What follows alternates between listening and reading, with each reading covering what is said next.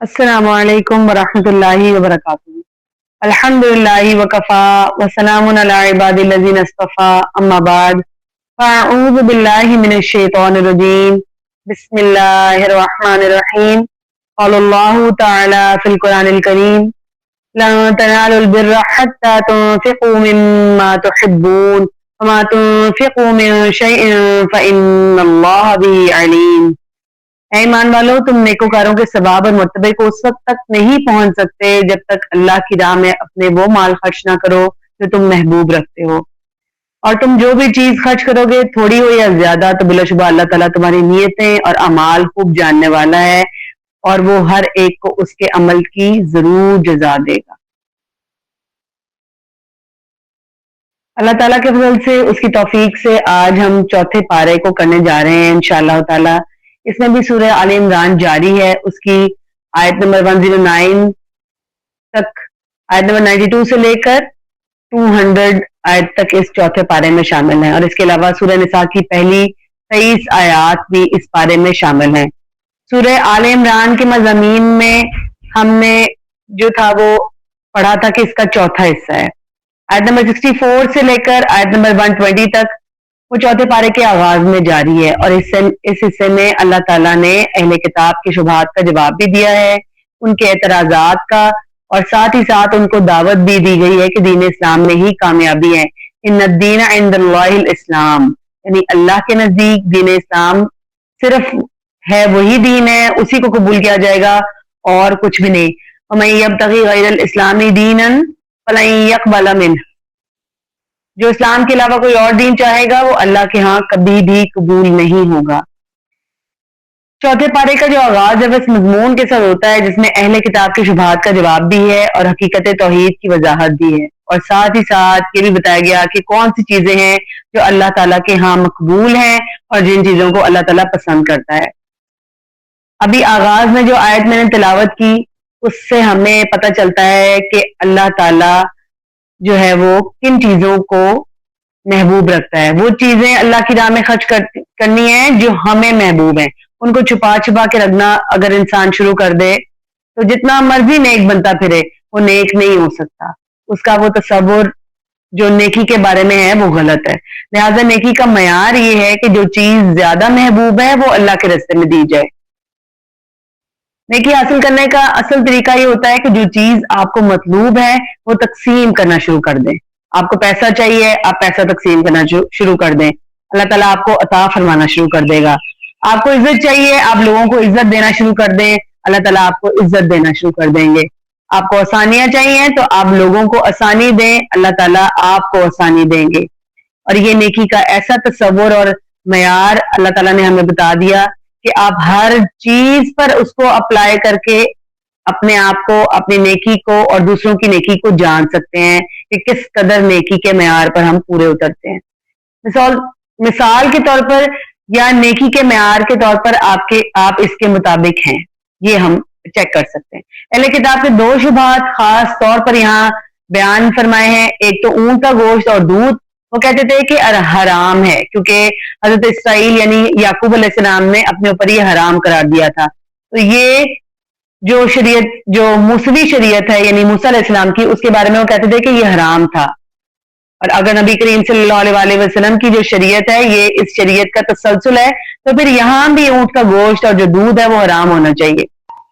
अब यहाँ अल्लाह ताला उनका जवाब दे रहे हैं, कुल्लु तामी काना हिल्लल लिबनी इसराईल इल्ला मा हर्रम इसराईलु अला नफ्सिही मिन क़ब्लि अन तुनज़्ज़ल तौराह कुल फ़अतू बित्तौराति फ़तलूहा इन कुंतुम सादिक़ीन।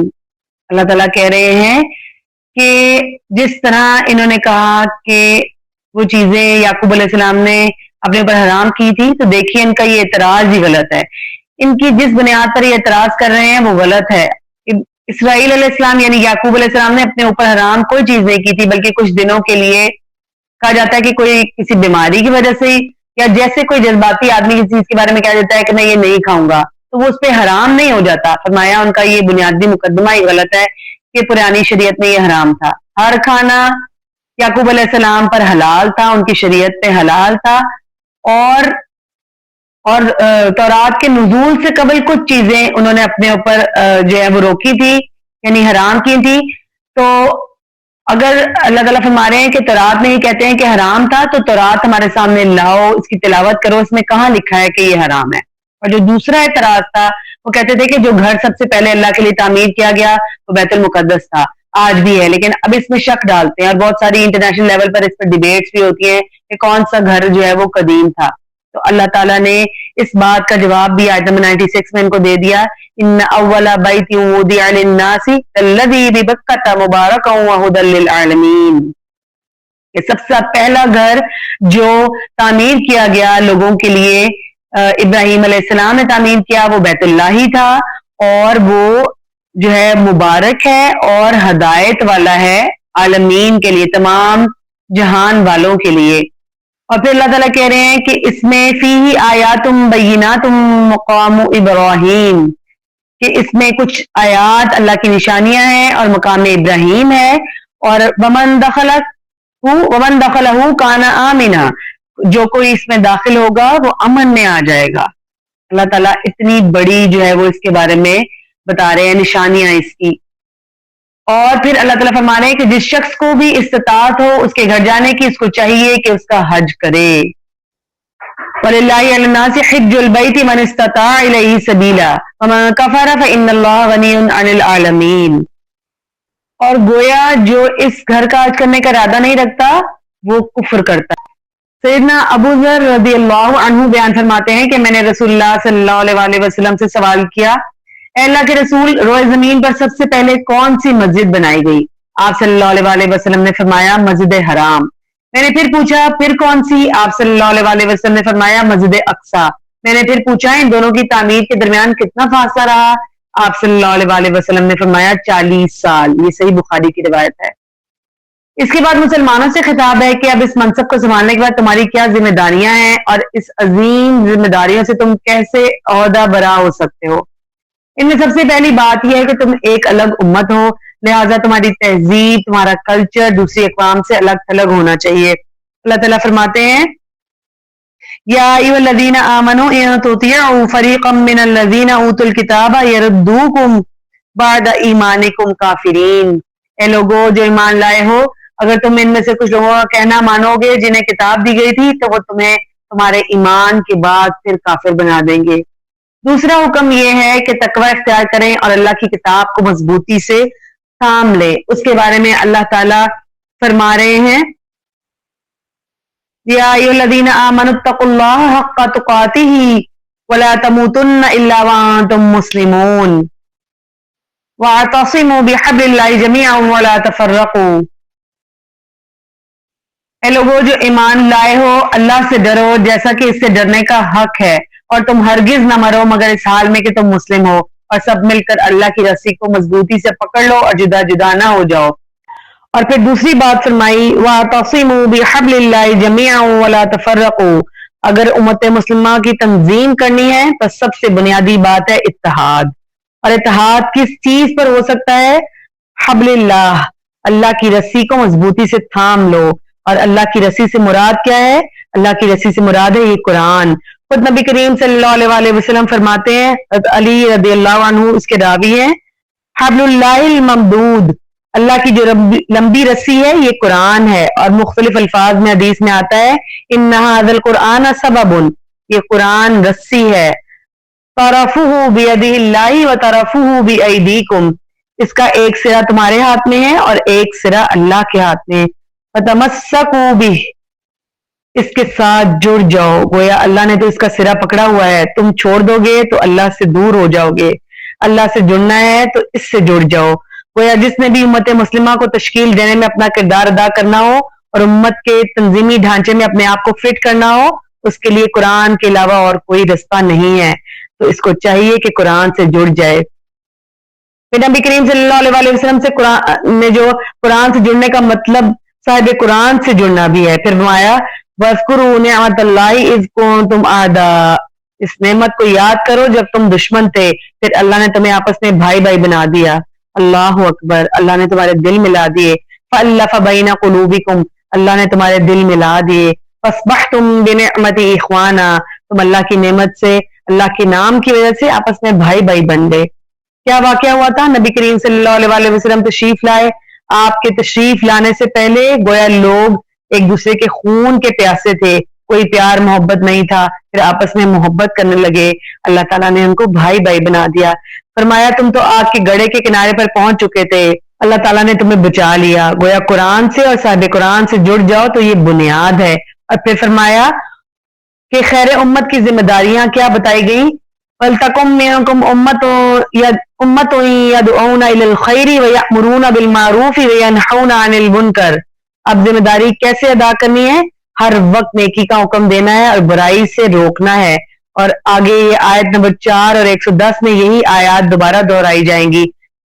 कुंतुम खैर उम्मतिन, तुम अगर अच्छी उम्मत, खैर उम्मत, उम्मत वस बनाए गए हो तो इसकी वजह यह है कि तामुरूना बिल मारूफि व तनहौना अनिल मुनकर, कि तुम अगर नेकी का हुक्म दोगे और बुराई से मना करोगे तो ये दो ही चीजें हैं जो तुम्हें असल में उम्मत वस बनाती हैं।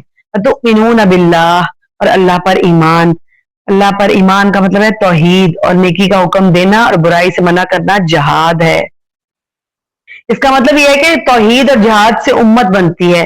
किससे उम्मत बनती है? तौहीद और जहाद से। और ये ना हो तो फिर उम्मत नहीं होती। जब उम्मत में तौहीद खत्म हो जाए, कमजोर पड़ जाए, वो उम्मत मोहम्मदिया नहीं है। और जिसमें जहाद का जज्बा कमजोर पड़ जाए, नेकी का हुक्म देने वाले ना रहें और बुराई से मना करने वाले ना रहें, तो इसका मतलब है कि उनका ताल्लुक नबी करीम सल्लल्लाहु अलैहि वसल्लम की उम्मत से नहीं है। बारे में अल्लाह ताला फरमा रहे हैं, या अय्युहल्लज़ीना आमनुत्तकुल्लाह हक्का तुकातिही वला तमूतुन्ना इल्ला व अंतुम मुस्लिमून वातसिमू बिहब्लिल्लाहि जमीअन वला तफर्रकू। ए लोगों जो ईमान लाए हो, अल्लाह से डरो जैसा कि इससे डरने का हक है, और तुम हरगिज न मरो मगर इस हाल में कि तुम मुस्लिम हो, और सब मिलकर अल्लाह की रस्सी को मजबूती से पकड़ लो और जुदा जुदा ना हो जाओ। मजीद फरमाया, वला तकूनु कल्लज़ीना तफर्रकू वख्तलफू मिन बादि मा जाअहुमुल बय्यिनात व उलाइका लहुम अज़ाबुन अज़ीम। आयत नंबर 105 है, और इन लोगों की तरह ना हो जाना जो अलग अलग हो गए और दूसरे के खिलाफ हो गए, इसके बाद कि उनके पास वाज़ेह अहकाम आ चुके, और यही लोग हैं जिनके लिए बहुत बड़ा अजाब है।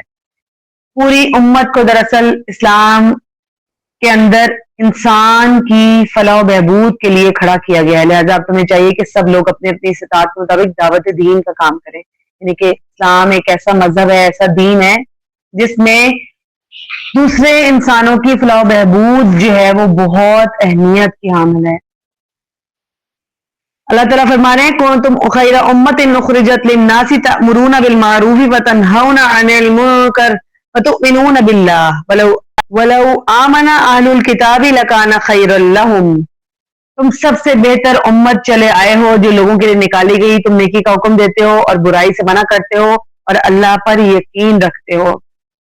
इमामत आलम का मनसब मुसलमानों को अता होने पर यहूदी नसरानी सब गुस्से में हैं और मुसलमानों के दुश्मन बन चुके। इसलिए कभी कभी भी इन्हें अल्लाह ताला ने फरमा दिया कि कभी भी इन्हें अपना राजदार दोस्त ना समझना। जब इन्हें मौका मिला तो वे नुकसान पहुंचाने की पूरी पूरी कोशिश करेंगे। अल्लाह ताला फरमा रहे हैं, या अय्युहल्लज़ीना आमनू ला तत्तखिज़ू बितानतम मिन दूनिकुम ला यअलूनकुम खबाला वद्दू मा अनित्तुम। ए लोगों जो ईमान लाए हो, अपने सिवा किसी को दिली दोस्त ना बनाओ। यानी कि आपस में मुसलमान एक दूसरे को दिली दोस्त बनाए। वो तुम्हें किसी तरह नुकसान पहुंचाने में कभी नहीं करते। वो हर ऐसी चीज को पसंद करते हैं जिससे तुम मुसीबत में पड़ो।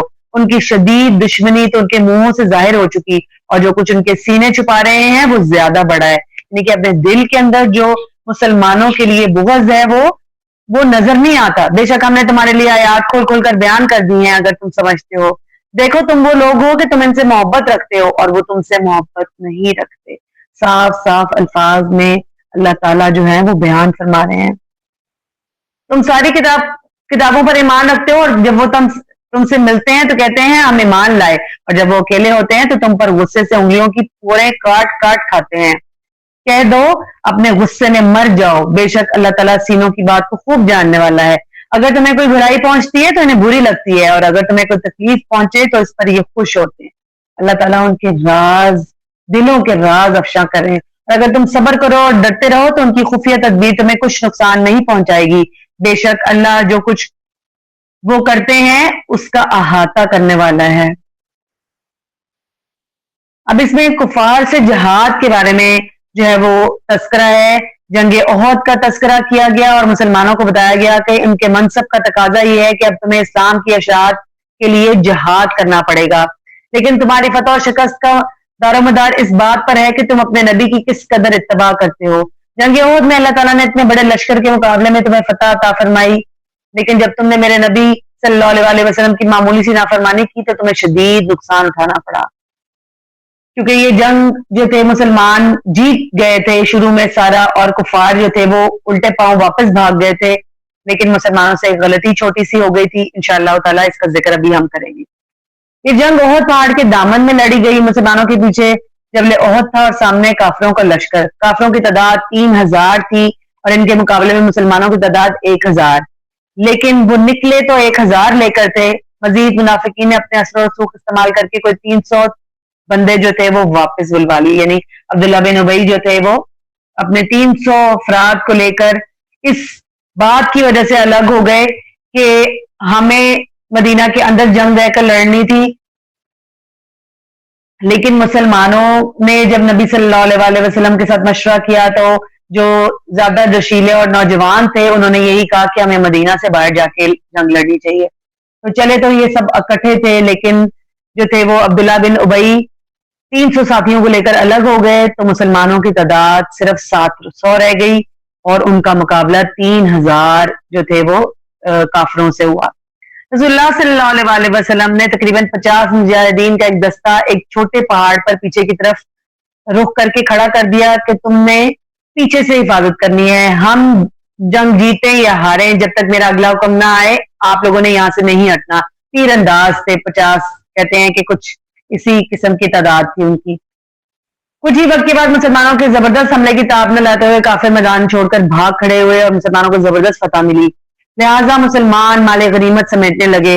جن صحابہ کرام رضی اللہ عنہم کو رسول اللہ صلی اللہ علیہ وسلم نے وہ جو چھوٹی سی پہاڑی جس کو جبل رماتا کا کہا جاتا ہے اس پر جو ان کو مقرر کیا تھا وہ سمجھے کہ جنگ ختم ہو گئی ہے اور وہ مال غنیمت کے لیے نیچے اتر آئے کہ اب ادھر کھڑے ہونے کا کوئی مقصد نہیں ہے. انہوں نے اپنی جگہ چھوڑ دی اور انہوں نے دوڑتے ہوئے لشکر کو دیکھا کہ مسلمانوں کا پچھلا درہ خالی ہے. جب وہ دشمنوں کا لشکر واپس جا رہا تھا تو ان کی نظر پڑ گئی کہ وہ درہ جو ہے وہ خالی ہو گیا ہے، تو انہوں نے موقع غنیمت جانا اور مسلمانوں پر پیچھے سے حملہ کر دیا واپس مڑ کر. کہا جاتا ہے کہ یہ خالد بن ولید جو سب تک مسلمان نہیں ہوئے تھے ان کا ایک دستہ تھا جو واپس رخ کرا تھا اور انہوں نے پینترا بدل کر مسلمانوں پر دوبارہ حملہ کیا. لیکن جب مسلمانوں نے دوبارہ جمع ہو کر کافروں کا مقابلہ کرنا شروع کیا تو کافر دوسری بار بھی بھاگ گئے. لیکن اس تھوڑے سے وقت میں جو افراتفری مچی، رسول اللہ صلی اللہ علیہ وسلم کی نعوذ باللہ ان کی شہادت کی خبر مشہور ہو گئی، رسول اللہ صلی اللہ علیہ وسلم زخمی ہو گئے، اس سے مسلمانوں کو کافی نقصان ہوا، غم ملا ان کو بہت. بعض لوگ کہتے ہیں کہ جنگ احد میں مسلمانوں کو شکست ہوئی تھی، لیکن یہ بات درست نہیں ہے. جنگ کے عالمی اصولوں کے مطابق شکست جو ہے وہ کچھ اصول ہیں جن کے اوپر کہا جاتا ہے کہ شکست ہو گئی. پہلا کہ مخالف فریق کا جھنڈا جو ہے وہ گر جائے، اور مسلمانوں کا ایسا ہرگز نہیں ہوا. مخالف فوج بھاگ جائے، گرفتار کر لی جائے، اور مسلمانوں کے ساتھ ایسا کچھ بھی نہیں ہوا. مخالف فوج کا سپہ سالار مارا جائے. رسول اللہ صلی اللہ علیہ وسلم کی شہادت کی خبر ضرور پھیلی تھی لیکن ایسا نہیں ہوا تھا الحمدللہ. اور اس کے بعد جو ہے وہ ایک اور بات بھی آتی ہے کہ وہ آپ کی ریاست میں گھس جائے دشمن کی فوج اور پھر وہاں پر جو ہے وہ وہاں پر علاقے کو نقصان پہنچائے، جبکہ جنگ احد میں ان سب کاموں میں سے ایک بھی نہیں ہوا. اس لیے اسے مسلمانوں کی شکست نہیں کہا جا سکتا، صرف نقصان ہوا تھا. شکست کافروں کو ہی ہوئی تھی کیونکہ وہ میدان چھوڑ کر بھاگ گئے. اس کے باوجود مسلمان اس نقصان کی وجہ سے کافی دل برداشتہ ہوئے اور بعض منافقین نے تو یہ شکوک و شبہات پھیلا دیے تھے کہ محمد صلی اللہ علیہ وسلم اگر اللہ کے سچے نبی ہے تو اتنا بڑا نقصان کیوں ہوا. اس نقصان کا بھی ایک مقصد تھا اور وہ اللہ تعالیٰ نے بتا دیا کہ اللہ تعالیٰ فرماتے ہیں وَلِيُمَحِّصَ اللَّهُ الَّذِينَ آمَنُوا وَيَمْحَقَ الْكَافِرِينَ، آیت نمبر 141 ہے، اور تاکہ اللہ ان لوگوں کو خالص کر دے جو ایمان لائے اور کافروں کو مٹا دے. یعنی کہ اللہ تعالیٰ چھانٹی کر رہے تھے بعض لوگ جہاد کو مشکل کام سمجھتے تھے تو اللہ تعالیٰ نے ان کو بھی سامنے لے آئے. وَكَأَيٍّ مِّن نَبِيٍّ قَاتَلَ مَعَهُ رِبِّيُّونَ كَثِيرٌ فَمَا وَهَنُوا لِمَا أَصَابَهُمْ فِي سَبِيلِ اللَّهِ وَمَا ضَعُفُوا وَمَا اسْتَكَانُوا وَاللَّهُ يُحِبُّ الصَّابِرِينَ. 146 آیت ہے. اور کتنے ہی نبی ہیں جن کے ہم نے بہت سے رب والوں نے جنگ کی تو نہ انہوں نے اس مصیبت کی وجہ سے ہمت ہاری جو انہیں اللہ کے راہ میں پہنچی، نہ وہ کمزور پڑے اور نہ انہوں نے عاجزی دکھائی، اور اللہ صبر کرنے والوں سے محبت رکھتا ہے. یعنی یہ مت سمجھے کہ صرف تم پر جہاد فرض کیا گیا، بلکہ آپ سے پہلے جن اقوام کو دین کا وارث بنایا گیا تھا وہ سب دین کی نفاذ اور کفر کو مٹانے کے لیے جہاد کرتی رہی. اگلی آیات میں جنگ احد میں نقصانات جو ہوئے تھے ان پر مسلمانوں کو تسلی دی جا رہی ہے کہ اس نقصان سے دل برداشتہ نہ ہو، اس دین سے جڑے رہو، اس کی مدد کرتے رہو، فتح ہی تمہارا مقدر ہوگی. اللہ تعالیٰ نے مومنوں کو تسلی دی، ان کے دلوں کو مضبوط کیا. قرآن پاک میں بہت سی آیات ایسی ہیں جہاں پر اللہ تعالیٰ جو ہے وہ مومنوں کو تسلی دیتے ہیں. وَلَا تَهِنُوا وَلَا تَحْزَنُوا وَأَنْتُمُ الْأَعْلَوْنَ إِن كُنتُم مُّؤْمِنِينَ. اور نہ کمزور بنو اور نہ غم کرو اور تم ہی غالب رہو گے اگر تم مومن ہو. جنگ احد میں جیسے کہ میں نے پہلے بتایا رئیس المنافقین جو تھا عین میدان جنگ سے اپنے ساتھیوں کو لے کر الگ ہو گیا. 300 لوگ تھے، ان میں چند ایک منافق تھے، باقی سب مسلمان جو اپنے قبائلی نظام کو اہمیت دینے کی وجہ سے اپنے سردار کی نافرمانی نہ کر سکے اور مسلمانوں کو چھوڑ کر الگ ہو گئے. تو اللہ تعالیٰ انہیں مخاطب کرتے ہوئے فرماتے ہیں کہ تم نے محمد صلی اللہ علیہ وسلم کی اصل حیثیت کو سمجھا نہیں. محمد صلی اللہ علیہ وسلم تم پر اللہ تعالیٰ کی سب سے بڑی رحمت اور انعام ہے. یہ اللہ تعالیٰ نے صاف صاف ان کو بتا دیا، ان کو گائیڈ کر دیا کہ تم لوگوں نے ٹھیک نہیں کیا. اللہ تعالیٰ فرماتے ہیں آیت نمبر 164 میں لَقَدْ مَنَّ اللَّهُ عَلَى الْمُؤْمِنِينَ إِذْ بَعَثَ فِيهِمْ رَسُولًا مِّنْ أَنفُسِهِمْ يَتْلُو عَلَيْهِمْ آيَاتِهِ وَيُزَكِّيهِمْ وَيُعَلِّمُهُمُ الْكِتَابَ وَالْحِكْمَةَ وَإِن كَانُوا مِن قَبْلُ لَفِي ضَلَالٍ مُّبِينٍ.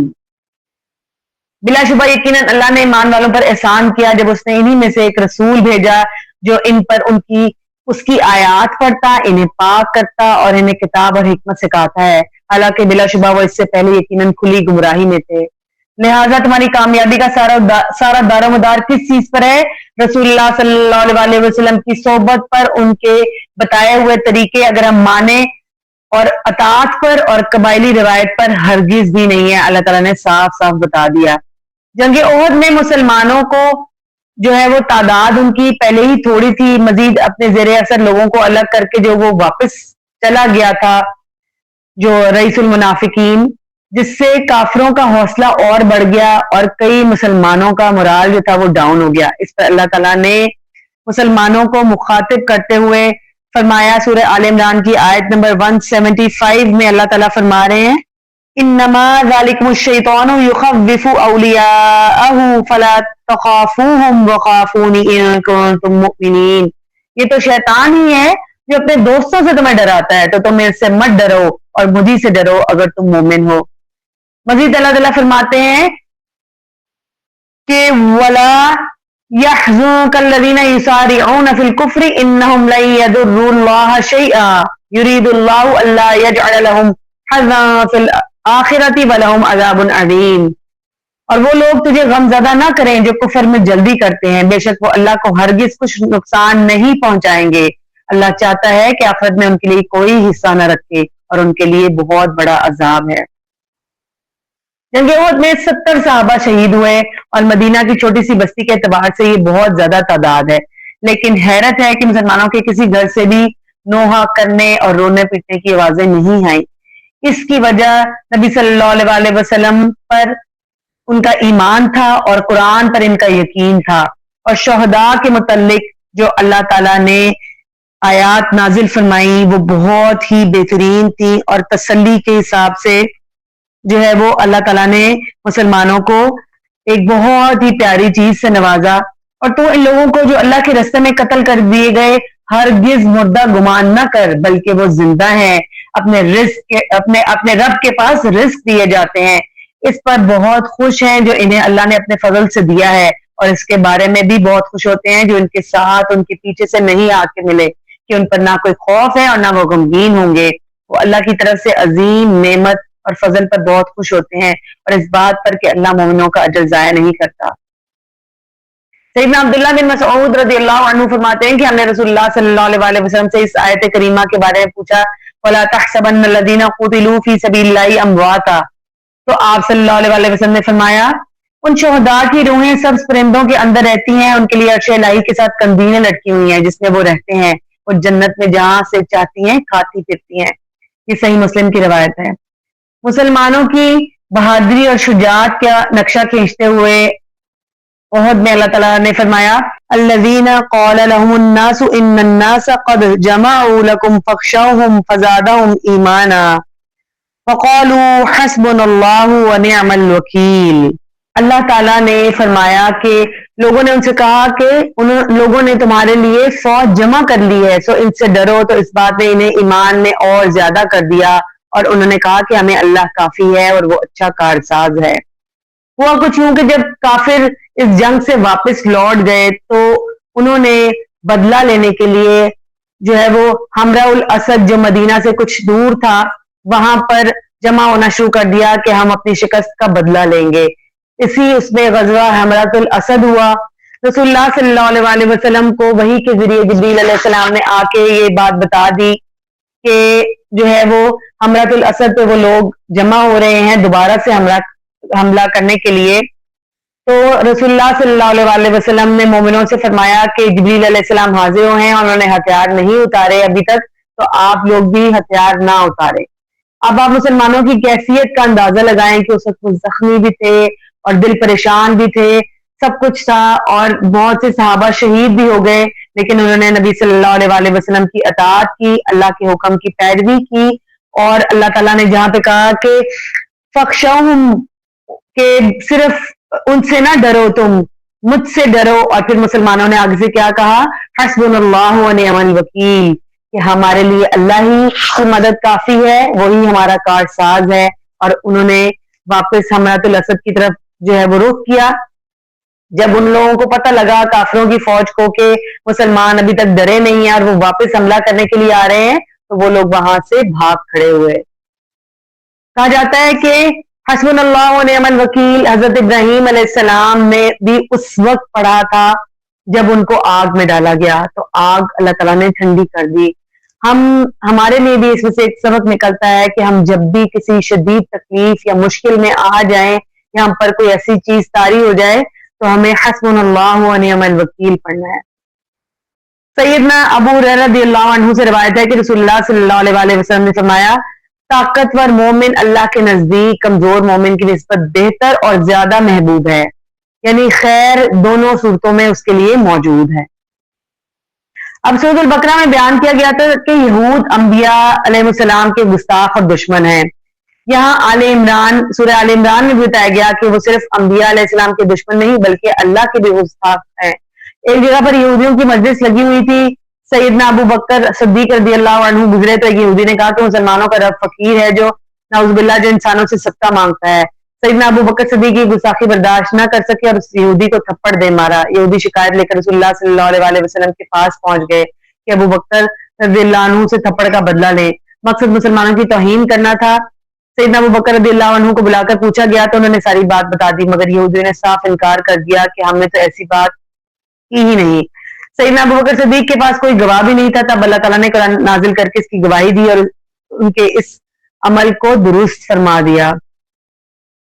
لقد سمع اللہ قول الذین قالوا ان اللہ فقیر ونحن اغنیاء سنکتب ما قالوا وقتلهم الانبیاء بغیر حق ونقول ذوقوا عذاب الحریق۔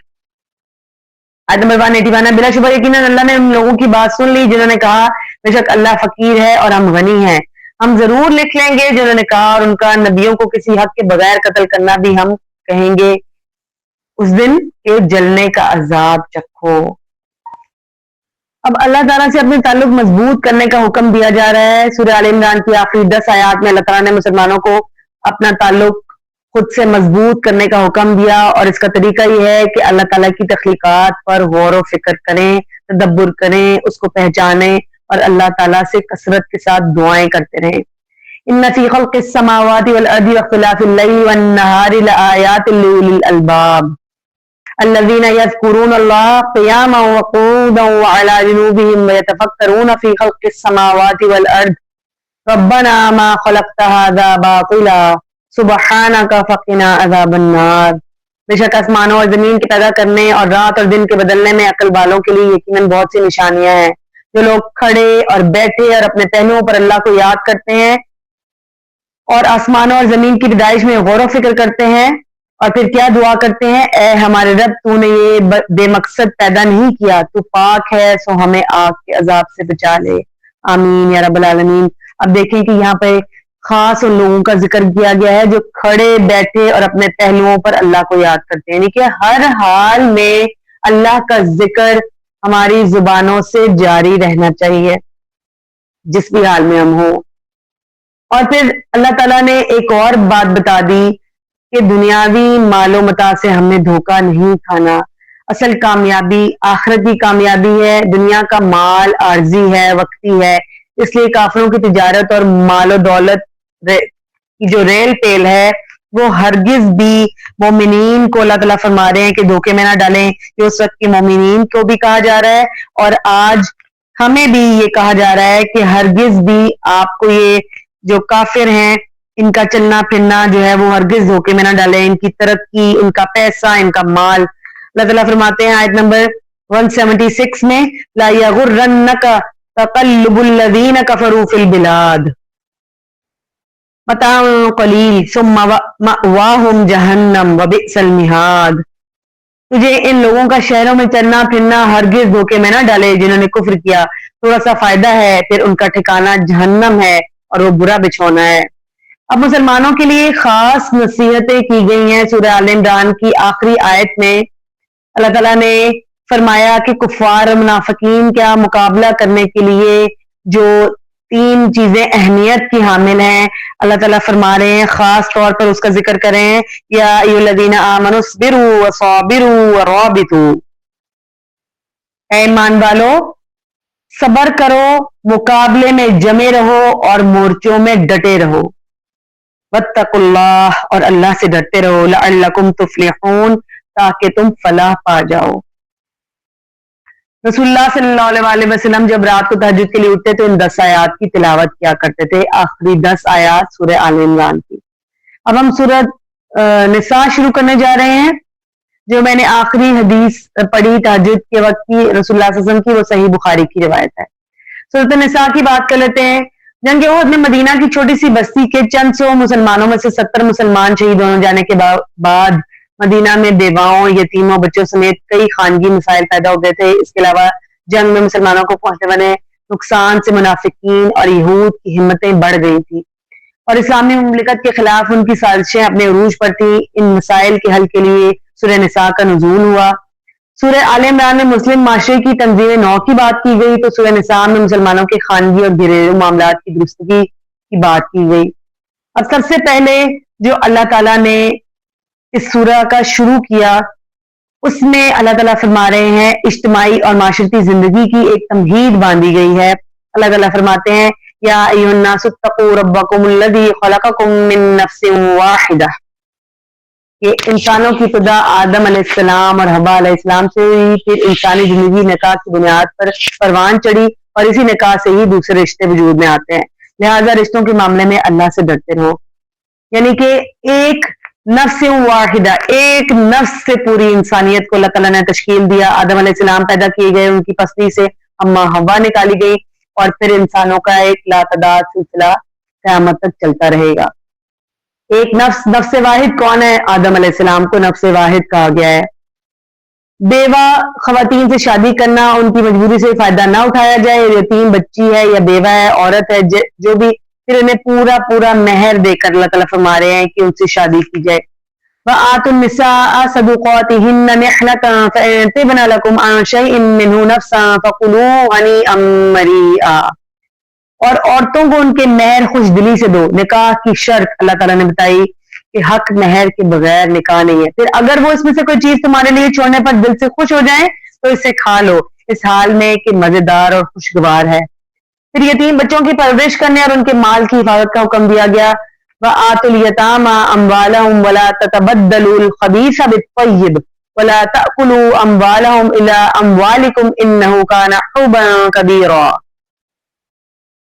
اور یتیموں کو ان کے مال دے دو اور گندی چیز کو اچھی چیز کے عوض بدل کر نہ لو اور نہ ان کے اموال اپنے مالوں سے ملا کر کھاؤ، یقیناً یہ ہمیشہ سے بہت بڑا گناہ ہے. سورہ نساء کی آیت نمبر 5 اور 6 میں اللہ تعالیٰ فرماتے ہیں اور بے سمجھوں کو اپنے مال نہ دو جو اللہ نے تمہارے قائم رہنے کا ذریعہ بنائے ہیں، یعنی کہ جو تھوڑا سا دماغی لحاظ سے جو ہے وہ بچے ہیں یا دماغی لحاظ سے ٹھیک ہے، انہیں ان میں سے کھانے کے لیے دو، پھر انہیں پہنانے کے لیے دو، یعنی کہ ان کا جو اپنا اگر کوئی یتیم کی ایک کی کفالت کر رہا ہے تو یا تو اگر وہ بہت چھوٹے ہیں یا وہ ٹھیک نہیں ہے تو جو اس کا کیئر ٹیکر ہوگا اس کے لیے کہا گیا ہے.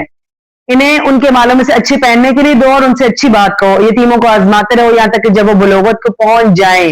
اب بالغ جب ہو جائیں گے یتیم، پھر اگر تم ان میں سے کچھ سمجھداری معلوم کرو تو ان کے مال ان کے سپرد کر دو اور فضول خرچی جو ہے وہ نہیں کرنی، اور اس سے جلدی کرتے ہوئے انہیں مت کھاؤ کہ وہ بڑے ہو جائیں گے. فضول خرچی اللہ تعالیٰ نے منع فرما دی ہے کہ ان کے مالوں کو آپ نے فضول خرچی اس میں سے نہیں کرنی اور جلدی جلدی اس میں سے نہیں کھانا کہ ان کے بڑے ہوتے تک ان کا مال ہی ختم کر دیں. اور جو غنی ہو تو وہ بہت بچے اور محتاج ہو تو وہ جانے پہچانے طریقے سے کھا لے. اگر ان میں سے کوئی جو ہے وہ غنی نہیں ہے جو کیئر ٹیکر ہے تو وہ ان کے مالوں میں سے ایک حق کے مطابق لے سکتا ہے. تو جب ان کے مال ان کے سپورٹ کر دو تو ان پر گواہ بنا لو اور اللہ پورا حساب لینے والا کافی ہے. اللہ تعالیٰ نے پورا طریقہ اچھی طرح بتا دیا. پھر اللہ تعالیٰ اب ان کے مالوں کے مطابق مزید فرما رہے ہیں کہ اگر ہم نے زیادتی کی جو کیئر ٹیکر ہے اس کے لیے ان الذین یأکلون اموال الیتامی ظلما انما یأکلون فی بطونہم نارا، جو یتیموں کے مال ظلم سے کھاتے ہیں فی بطونہم نارا، وہ اپنے پیٹوں میں آگ کے سوا کچھ نہیں بھر رہے، ویصلون سعیرا، اور وہ عنقریب بھڑکتی ہوئی آگ میں داخل ہوں گے. اس کے بعد وراثت میں یتیم بچوں، والدین، خاوند، بیوی سب کے حصے مقرر کیے گئے اور آخر پر اللہ تعالیٰ نے فرمایا وصیۃ من اللہ واللہ علیم حکیم تلک حدود اللہ. اللہ کی طرف سے تاکیدی حکم ہے اور اللہ سب کچھ جاننے والا نہایت بردبار ہے. یہ اللہ کی حدیں ہیں. یعنی سورہ نساء آپ پوری کھول کے دیکھیں، اللہ تعالیٰ نے پورے حصے جو ہیں وراثت کے وہ مقرر فرما دیے. اللہ تعالیٰ نے جو معاشرتی زندگی کا ایک نظام تھا، آئلی زندگی کا نظام تھا، وہ پورا بہت اچھے طریقے سے بیان فرما دیا.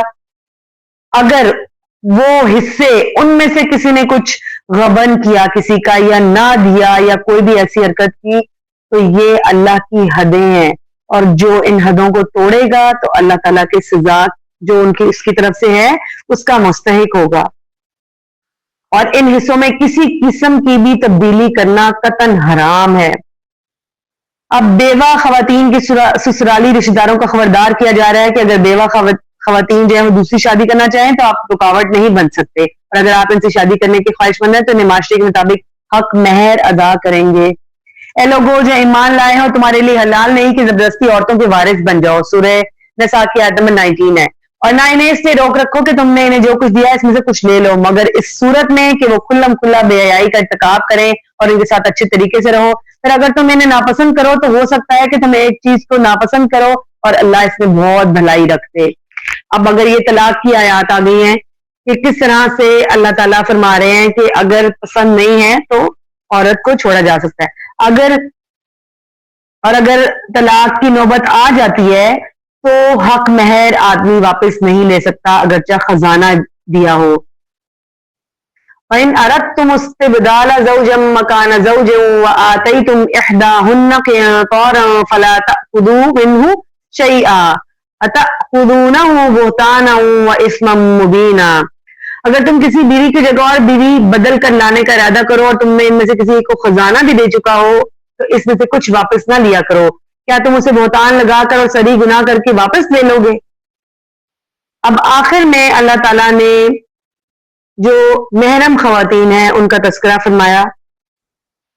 اسلامی نظام نے کچھ خواتین سے نکاح کرنے کو حرام قرار دیا. یعنی خواتین یہ وہ ہیں آپ کے لیے اتنی محترم ہیں کہ انہیں نکاح میں لا کر بیوی نہیں بنایا جا سکتا. ان کی دو قسمیں ہیں، ایک ابدی محرم جن سے زندگی میں کبھی بھی رشتہ ازدواج قائم نہیں کیا جا سکتا، وہ ہیں ماں، بہن، بیٹی، پھوپھی، خالہ، بھانجی، بھتیجی، ساس، بہو۔ ان رشتوں سے نسبی تعلق ہے تب بھی حرام ہے، اور اگر رضاعت یعنی دودھ کا تعلق ہے، دودھ پلانے کا، تب بھی یہ جو ہے وہ حرام رشتے ہیں۔ اس طرح بیوی کی جو سابقہ خامن سے بیٹی، وہ بھی حرام ہے۔ عارضی حرام سے مراد یہ ہے کہ جب تک ایک عورت آپ کے نکاح میں موجود ہے تو اس کی بہن، پھوپھی، خالہ سے نکاح نہیں کیا جا سکتا۔ نہ خالہ بھانجی کو ایک نکاح میں رکھا جا سکتا ہے، نہ پھوپھی بھتیجی کو ایک نکاح میں رکھا جا سکتا ہے۔ یہ باتیں ہمیں رسول اللہ صلی اللہ علیہ وسلم کی حدیث سے معلوم ہوتی ہیں۔ اس طرح ہر وہ عورت حرام ہے جو کسی رشتہ ازدواج میں منسلک ہو جبکہ ادھر سے الگ نہیں ہو جاتی، یعنی کسی شادی شدہ عورت سے تعلق رکھنا، اس سے نکاح کی پیشکش کرنا حرام ہے۔ کسی بھی معاشرے کی مضبوطی اس کی داخلی اور خانگی نظام کی مضبوطی سے مشروط ہے۔ اگر ہم کفار کے مقابلے میں مضبوط ہونا چاہتے ہیں تو ضروری ہے کہ ہم اپنے گھریلو معاملات کو درست کریں، اور دین واحد ہے وہ چیز جو گھریلو نظام، جو ہمارا دین ہے وہ واحد چیز ہے جو گھریلو نظام کو مضبوط اور خانگی زندگی جو ہے وہ پرمسرت بناتا ہے۔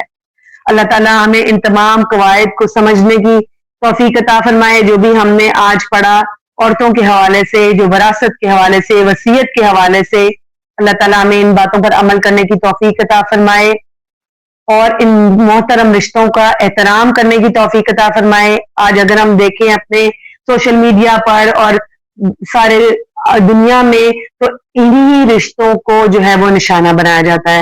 اللہ تعالیٰ ہمیں ان کی حرمت پر قائم رہنے کی توفیق عطا فرمائے، ہمارے لیے زندگی کو آسان بنا دے اور دین اسلام پر عمل کرنا ہمارے لیے آسان فرما دے۔